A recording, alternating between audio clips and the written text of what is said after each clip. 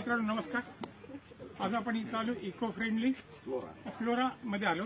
मी doctor रवी आचार्य। माझा परिचय असेल आपल्याला सगळ्यांना, कारण माझ्याकडे संख्या जी आपली आहे पेशंटची तीच 3-3.5 लाख लोकांची आहे। मी अशा ठिकाणी आलो आहे आता।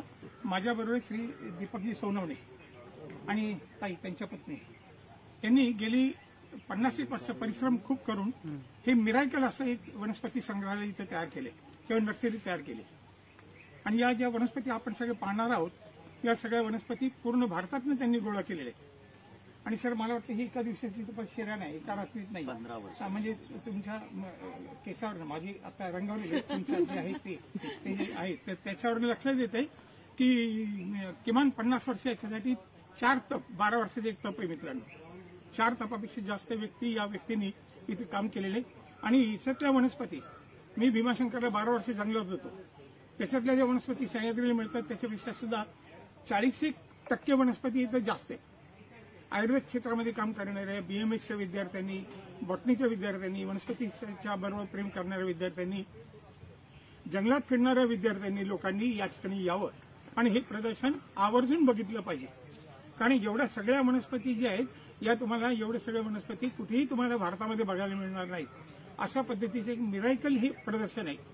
तुम्ही नक्की या, हे सगळं बघा, इथं ज्ञान वाढून घ्या आणि अत्यंत वाजवी दरामध्ये या ठिकाणी इथं 9 तारखेपर्यंत 9 एप्रिलपर्यंत प्रदर्शन आहे।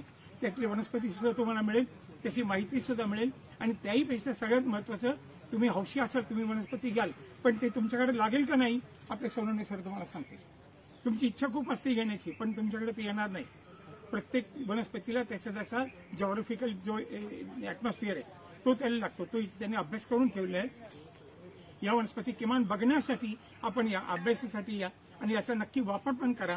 आपल्या घरामध्ये 50 वर्षापूर्वी आजीबाईचा बटवा असा एक बटवा होता। आजीबाई घरातून बाहेर गेली त्यामुळे बटवा तुम्ही सगळेजण मंडळी विसरला असाल, तो आजीबाईचा बटवा परत एकदा आपल्याला उभा करता येईल। त्यासाठी इथून या वनस्पती आपण घेऊन जा, ते तुमच्या जिथं कुठे जागा असेल, जिथे बाग असेल तिथं आपण लावा। आमची ताई ही माझी वर्गमैत्रीण आहे, आम्ही 75ची 11वीची बॅच आहे आणि त्याच्यामध्ये हे आमचे जुने सगळे नवीन मित्र आहेत माझ्या मुलाचे व्हायचे। आणि तर त्याच्यामध्ये आम्ही सगळे इथं आलोय आणि हे प्रदर्शन बघायला आलोय, कारण तुमच्या बागेमध्ये, तुमच्या गार्डनमध्ये, तुमच्या टेरेसमध्ये या सगळ्या वनस्पती जेव्हा आपण लावाल आणि त्याचा उपयोग कराल आणि खऱ्या अर्थाने तुम्ही जेव्हा आजीबाई व्हाल हा बटवा तुमच्या पुढच्या पिढीला देता येईल। मी सरांचं, सोनवणे सरांचं खूप धन्यवाद मानतो, आभार मानतो। आपण अशा पद्धतीचं प्रदर्शन इथं भरवले आणि माझी रिक्वेस्ट इथे आपल्या विनंती आहे की या भागामध्ये कायमस्वरूपी वनस्पती ठेवा। हा मावळ भाग आहे, मावळ भागाचा परिचय उद्या आपल्या इको फ्रेंडली या संस्थेने ओळख झाली पाहिजे। आपण परत सगळ्यांना विनंती करतो, नक्की आपण या भेट द्या। धन्यवाद। थँक्यू।